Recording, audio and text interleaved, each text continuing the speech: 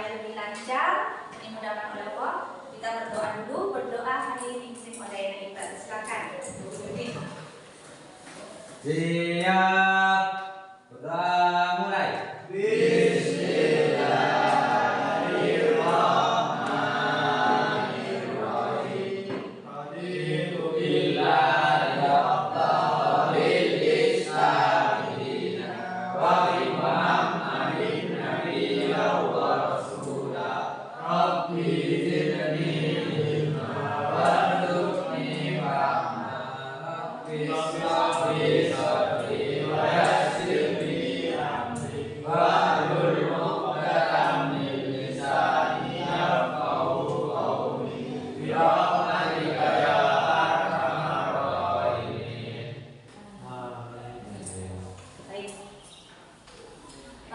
Sebelumnya juga Ibu mau mengecek kehadiran dulu yang tidak masuk pada hari ini. Siapa?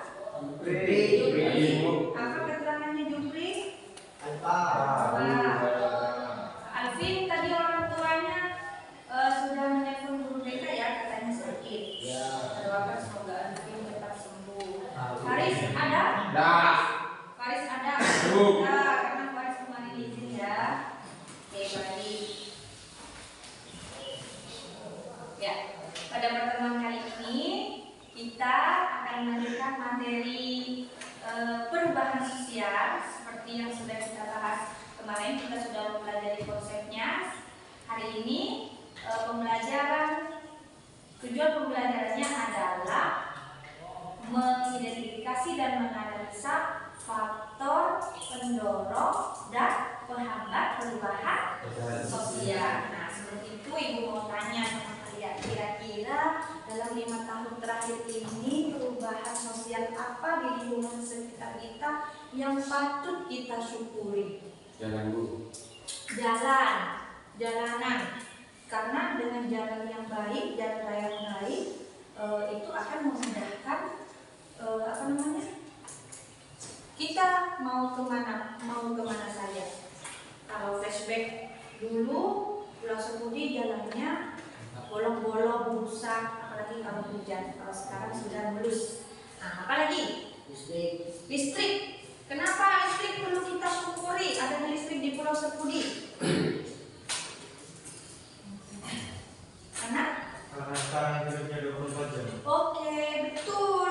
Listrik 24 jam itu banyak sekali keuntungannya bagi masyarakat Pulau Sepudi. Dulu siapa yang bisa menikmati jus buah di siang hari? Tidak ada, karena tidak ada listrik untuk memproduksi es yang menyegarkan di siang hari. Itu adanya pasti jus buah malam hari.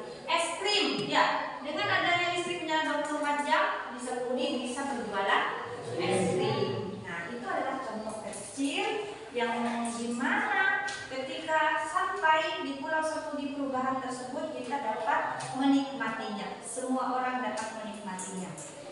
Ketika listrik dapat menyala 24 jam, apa yang dapat dirasakan oleh masyarakat? Dampak yang lain, sektor apa? Dalam sektor apa? Jualan es. Nah, berarti kalau jualan itu masuk ke sektor apa? Masuk ke bidang atau aspek sosial apa? Perekonomian. Perekonomian ya. Perekonomian akan semakin dinamis. Dinamis itu artinya lebih aktif daripada listrik tidak menyala 24 jam. Penjualan es krim, es buah, kemudian apa lagi yang butuh listrik dan bisa dijual di siang hari, baik jasa maupun makanan. Mebel, ya, mungkin butuh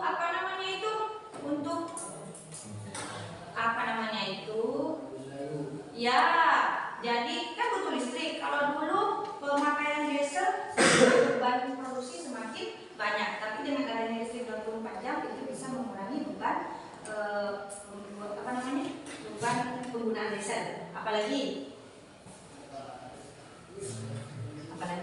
perkantoran, jasa-jasa perekonomian pada jasa-jasa. Pencucian sepeda motor Bu. Pencucian sepeda motor, memang itu butuh listrik? Tidak Bu. Oh tidak ya? Nah, apa yang butuh listrik? Ayo. Apa yang butuh listrik? Apa yang butuh listrik? Laundry, betul. Laundry. Nah, laundry di siang hari. Apalagi kalau setelah di laundry langsung dijemur dengan terik panas di Pulau Sepudi, otomatis pekerjaan akan semakin cepat selesai. Nah itu ya. Jadi banyak sekali dari sektor ekonomi itu diuntungkan dengan adanya listrik menyala 24 jam. Contohnya juga seperti jasa buka fotokopi dan printing ya. Jadi tidak perlu menunggu malam hari untuk mau fotokopi atau mau ngeprint. Kemudian ibu mau mengirimkan gambar ke kalian di WA grupnya, silahkan dicek. Di gambar 1, silahkan dicek dulu. Di gambar 1 itu ada potret masyarakat perkotaan. Jadi di sana itu mereka sudah sibuk, mungkin pulang kerja atau bagaimana atau sedang mau kemana, dan dibandingkan dengan potret masyarakat pedesaan. Ya, nah masyarakat pedesaan yang potretnya itu lebih menyatu kepada alam. Nah, di sini mengerjakannya kalian harus berkumpul dengan kelompoknya yang sudah ibu bagikan. Kemudian silakan kalian analisa perbedaannya, dilihat dari 2 gambar tersebut. Setelah itu kalian akan mengemukakan pendapat kalian di sticky note ini. Kemudian sticky note-nya itu akan ditempelkan di kertas pleno. Nanti dibaca bersama-sama, oke? Jadi silakan kelompoknya berkumpul dulu dan ibu bagikan sticky note-nya. Silakan dulu.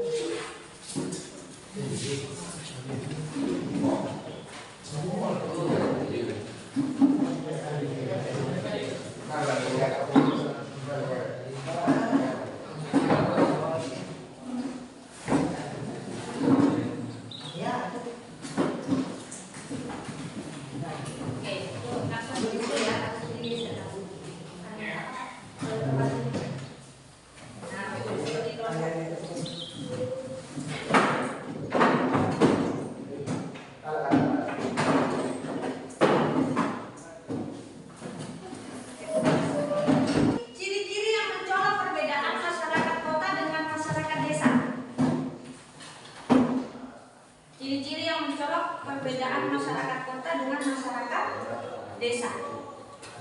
Nah, dari segi penampilan, mereka lebih ke istilahnya sekarang adalah well dress, berpakaian yang rapi dan dipadu-padankan, matching ya, matching. Kemudian apa lagi? Lebih ramai bentuknya. Lebih ramai, padat, lebih padat penduduknya. Kalau dari sikap personality, apa perbedaan orang yang tinggal di perkotaan dengan di pedesaan? Dari personalitinya apa? Jadi mengerjakan segala sesuatu itu lebih ke sendiri-sendiri. Individualis. Ya, individualis. Kalau orang desa bagaimana? Baik. Lebih ke bersifat kekeluargaan. Baik, Bu. Gotong-royongnya itu tinggi ya. Bukan orang kota juga baik. Enggak semua orang kota itu jahat. Kebanyakan yang individualis. Kota lihat ya. Ini gotong royong. Kemudian, nah sekarang kalian cari di internet juga faktor pendorong dan faktor penghambat beban sosial. Coba dicari dulu. Oke, jadi ibu kan sudah kirimkan gambar pada kalian. Silakan itu diamati. Gambar 1 itu adalah masyarakat yang tinggal di perkotaan. Gambar 2 itu masyarakat yang tinggal di pedesaan, ya kan? Nah, silakan kalian itu amati dan temukan perbedaan. Cluenya adalah carilah perbedaan mereka itu dari pola berpikir, sikap dan orientasi atau pandangan hidup di masa yang akan datang atau masa depan ya, orientasi masa depan. Nah, kira-kira adakah perbedaannya? Kalau ada perbedaannya, Kira-kira apa yang mendorong mereka untuk lebih baik? Apa yang menghambat mereka lebih buruk? Kita sepakati dulu. Kita ingin perubahan yang baik, apa yang buruk? Baik. Yang baik ya. Kalau kita ingin ke depan, kita pasti menginginkan perubahan yang lebih baik, bukan perubahan yang lebih buruk kan? Nah, jadi dari dua gambar itu silakan kalian cari perbedaannya. Setelah dicari perbedaannya, faktor apa yang bisa mendorong orang desa dan orang tua itu ke arah perubahan yang lebih baik? Silakan ibu, silakan ambil sendiri nanti sticky note-nya. Kalau sudah menemukan perbedaannya, ambil satu lembar, kemudian tulis kelompok 1 jawabannya apa, kelompok 2 jawabannya apa, kelompok 3 jawabannya apa. Setelah itu kita akan tempelkan di kertas ini ya. Silakan nanti ditempel di sini. Ibu beri waktu 7 menit untuk menganalisa dua gambar itu. Silakan dianalisa dulu sesuai dengan materi yang sudah ada di buku paket dan literasi di media itu.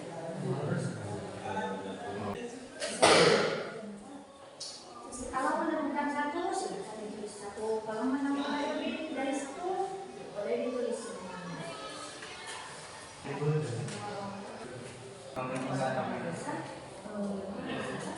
Status kampus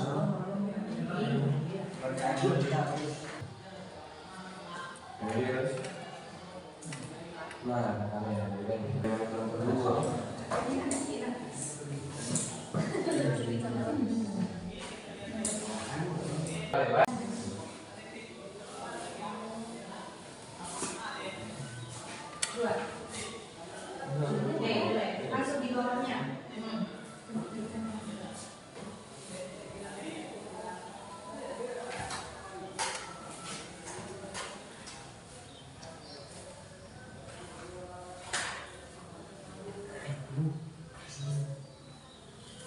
Bapak, yuk nonton 3.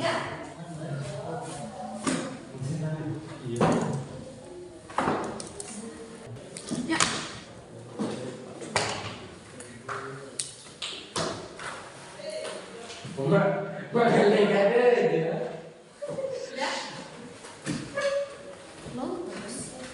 Jika kalian sudah dewasa, pasti kalian akan dihadapkan dengan suatu pilihan, di mana pilihan itu akan mendesak kamu untuk membuat keputusan, dan keputusan itu yang nantinya akan mencerminkan pribadi kalian. Kalian itu mau berubah.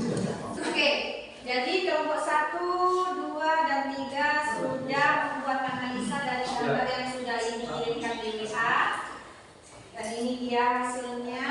Nah, ini menjadi gambaran awal. Selanjutnya kita beranjak pada tayangan video yang sudah ibu kirimkan di WA group. WA group itu sudah ada link YouTube video. Silakan kalian amati bersama kelompoknya. Kemudian nanti kalian akan menjawab LK yang sudah ibu sediakan, lembar kerja yang sudah ibu sediakan. Sebelum menonton video, ibu mau memberitahukan dulu cara mengerjakan LK ini. Jadi LK ini akan ditampilkan di depan sesuai dengan kelompok masing-masing. Setiap kelompok akan mendapatkan pertanyaan yang sama. Di sini ada 4 soal atau 4 pertanyaan. Jadi judulnya di sini adalah siapa cepat dia dapat. Kalau misalkan kalian cepat dan tepat dalam mengerjakan tugas, kalian akan mendapatkan reward sesuai dengan poin yang tersedia di lingkaran bawah. Poin ini menyimpan harta karun. Apa harta karunnya? Harta karunnya adalah snack.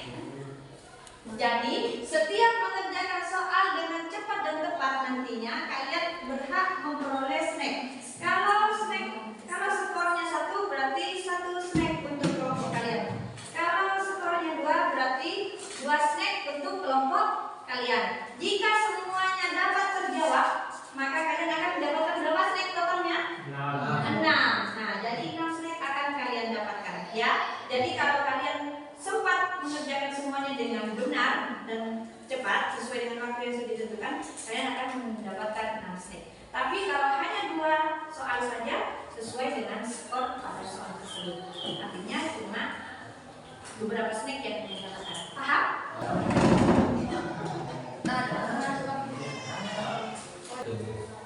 Sekali lagi, jangan digunting semua, silakan dibaca dan dipilih dulu. Nanti kamu mau mengerjakan soal yang mana. Setelah itu dibawa ke bangkunya, kemudian dikerjakan. Dimulai, silakan. Guntingnya ada lagi ya? Kencang. Skornya jangan digunting ya. Oke, silakan. Memilih satu. Ibu ingatkan sekali lagi, mengerjakan pekerjaan soal ini hanya 25 menit saja. Dibawa ke yuk, langsung. Ayo.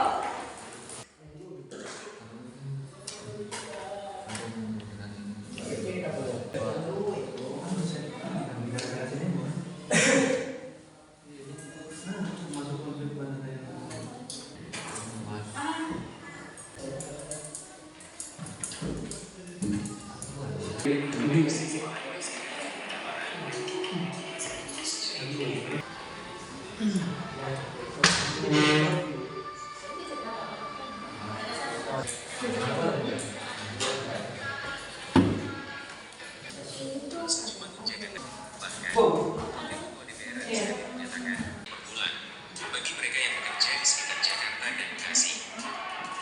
Sementara itu, setiap anggota DPR bisa membawa pulang sekitar 104 juta rupiah per bulan.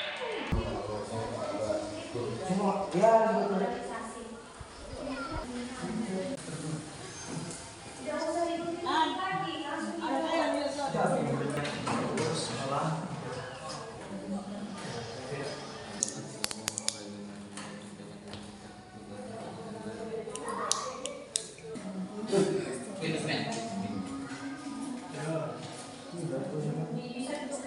Sudah habis? Sekarang saatnya kalian mempresentasikan hasil diskusi kalian terkait dengan tayangan video yang sudah ditonton bersama-sama. Langsung saja kelompok 1 diwakili oleh 1 orang kelompoknya di depan. Silakan bawa item soalnya dengan jawaban yang sudah kalian catat. Kita lihat bersama-sama apakah kelompok 1 bisa mendapatkan kelompoknya Zufar. Kelompok 1. Izin menjawab soal yang pertama. Oke. Soal yang pertama, dari tayangan video tersebut, apa yang melatar belakangi terjadinya aksi demo massa? Jawaban kami adalah karena adanya ketidakadilan yang terjadi di pemerintahan. Gaji DPR dinaikkan, sedangkan masyarakat masih banyak yang susah dalam hal perekonomian. Terima kasih. Good. Silakan dari kelompok lain, apakah jawaban kalian sama atau ada yang jawabannya berbeda? Oke, ayo silakan pilih. Penerimaan rakyat antara aksi solidaris itu dilakukan di tengah kondisi ekonomi sulit yang dihadapi rakyat hari ini. Oke, kelompok itu kelompok 2. Oke, baik, lanjut. Betul. Silakan untuk kelompok 3. Joget dia DPR ketidakpercayaan terhadap pemerintah, kesenjangan ekonomi. Oke, bagaimana kira-kira jawabannya? Apakah semua sama dan tidak sama ya? Oke, berapa skor untuk soal nomor 1? Skornya adalah 1. Silakan kelompoknya untuk mengambil snack yang sudah disediakan. Silakan. Betul ya, jadi rasa itu terjadi karena kekecewaan, karena ketidakadilan, karena kesejahteraan yang masih timbulkan atau tidak sama antara pemimpin dengan rakyat. Kemudian kita lanjut, masih mau dilanjut? Masih mau dilanjut? Ya, kita tepuk tangan dulu untuk kita semua bersama.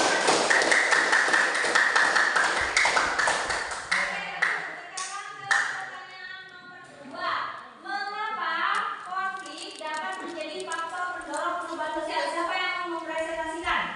Selain kamunya Zufar, di antara 2 kamu ini, siapa yang mau mempresentasikan? Satu, kami Ya. dari kelompok 2 ingin mempresentasikan soal nomor 2. Oke. Mengapa adanya konflik dapat menjadi faktor pendorong perubahan sosial? Ya. Konflik dapat menyoroti masalah atau keadilan yang sebelumnya terabaikan. Oke, jadi dengan adanya konflik itu bisa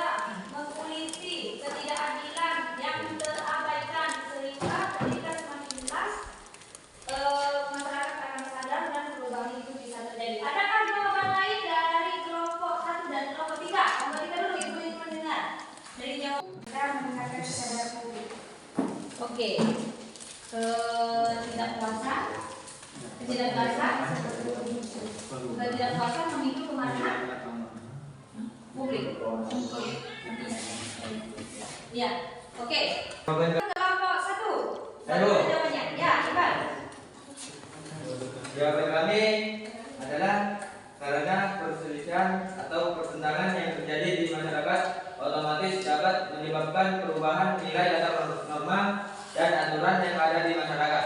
Oke, betul. Jawabannya adalah ketidakadilan yang disorot, yang di-up oleh media dan netizen dan masyarakat sehingga memicu kemarahan, dan keadilan itu bisa harapannya untuk dihapuskan. Kalau jawaban yang kelompok 1 ini sudah sangat jelas, coba bisa diulang, Mas. Karena perselisihan atau pertentangan yang terjadi di masyarakat otomatis dapat menyebabkan perubahan nilai atau norma. Betul. Jadi apa harapan dari demo itu adalah perubahan pada nilai dan norma yang dirasa kurang tepat serta aturan-aturan yang dianggap merugikan masyarakat. Sehingga kalau aturan itu tetap diterima secara legowo oleh masyarakat, maka perubahan itu tidak akan terjadi dan kita akan tetap selalu ditindas ya, atau menjadi korban dari ketidakadilan. Jadi untuk kelompok 1 dan kelompok 2 silakan ambil snack kalian. Nilainya adalah 2. Untuk kelompok 3 di jawaban soal ini kurang tepat. Silakan diambil. Beri tepuk tangan dulu untuk kita semua.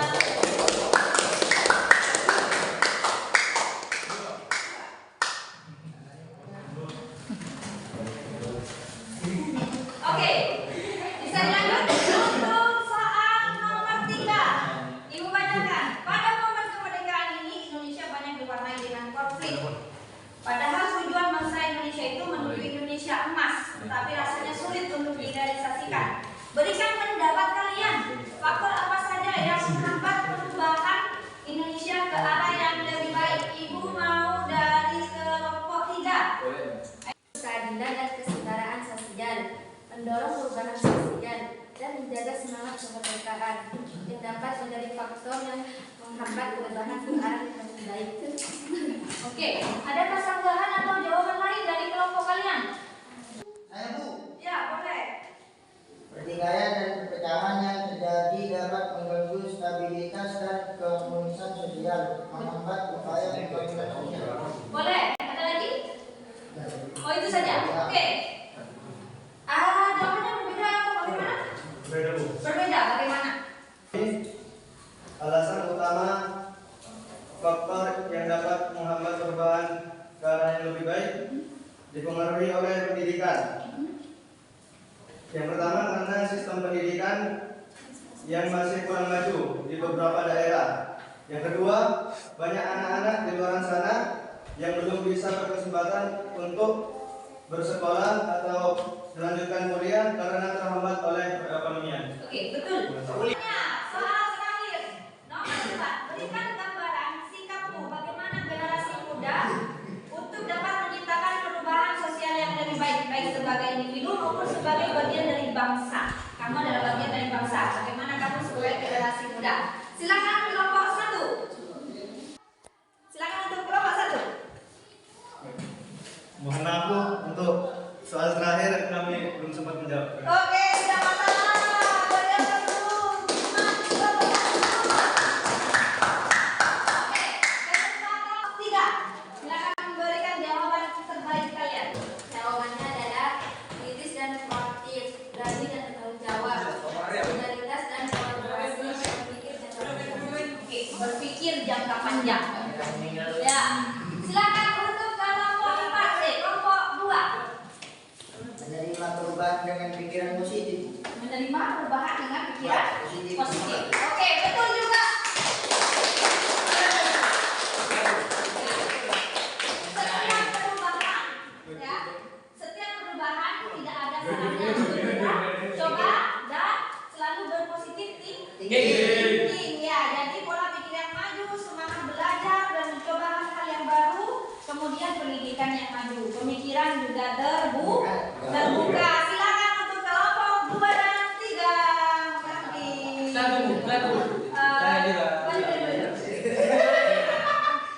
Oke, beri tepuk tangan untuk kita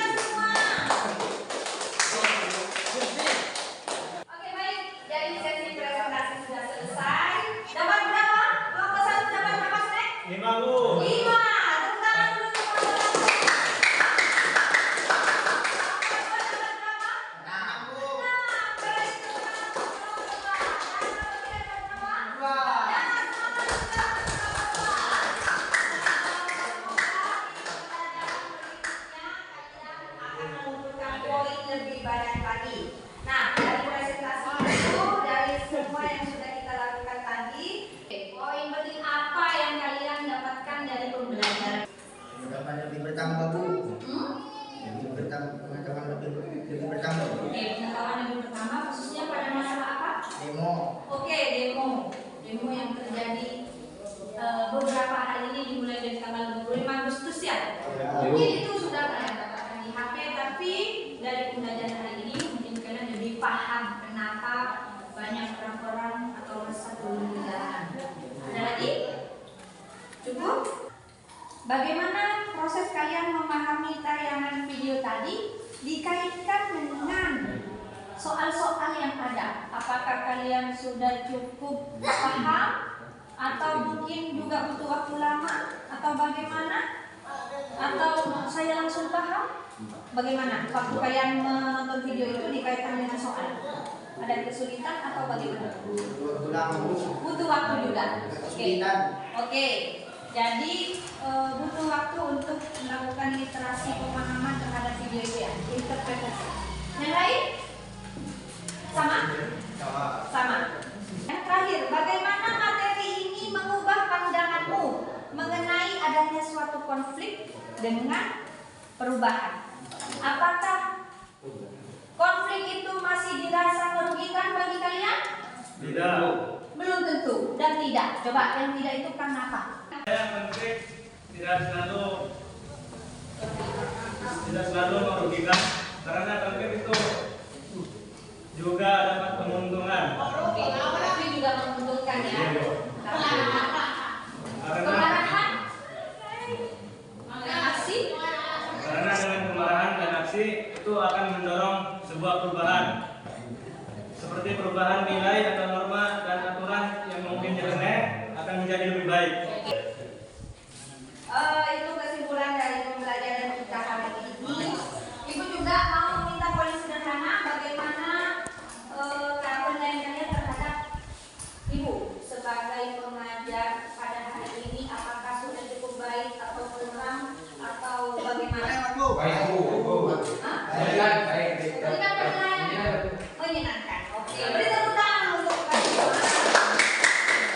Oke, karena materi waktu kita sudah habis. Untuk pertemuan berikutnya silakan kalian menganalisa Pulau Sepudi ketika menjelang bulan Ramadan dan Hari Raya Idul Fitri. Nah, kira-kira apakah dampak dari arus urbanisasi itu? Ya, kan kita sepakat bahwa di Pulau Sepudi itu masyarakat banyak yang merantau, sehingga ketika bulan Ramadan dan menjelang Hari Raya mereka pulang. Apakah itu semua urbanisasi itu memberikan dampak bagi Pulau Sepudi dan kota tujuan?